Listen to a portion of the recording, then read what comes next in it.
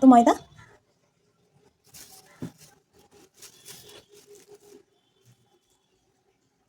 এক কাপের একটু কম, আর একটু ময়দা, সাথে দিয়ে দিচ্ছি একটু কর্নফ্লাওয়ার। এটা ভালো করে চেলে নিব এবং 40 মিনিটের মতো ভিজিয়ে রাখবো ঠান্ডা জল দিয়ে।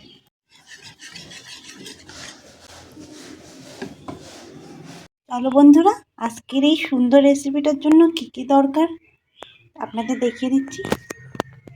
এখানে চপ করা আছে হলো পাতাকপি, পেঁয়াজ, কাঁচা লঙ্কা, ধনেপাতা, টমেটো, আর লাগছে হলো ম্যাগি মশলা, সাদা তেল, আর এখানে হলো আছে চাট মশলা, জিরের গুঁড়ো, আর স্বাদ মতো লবণ।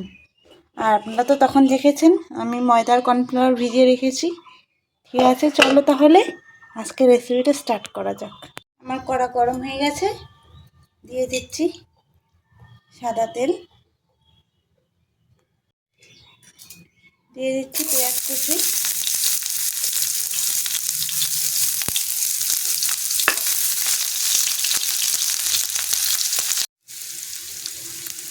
পাতাকপি কুচি দেওয়া হয়ে গেল আমার।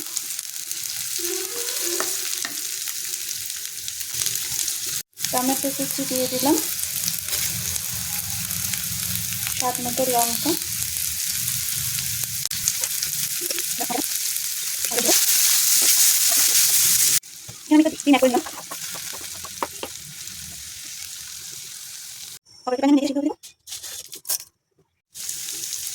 সিদ্ধ করা ম্যাগিটা দিয়ে দিচ্ছি,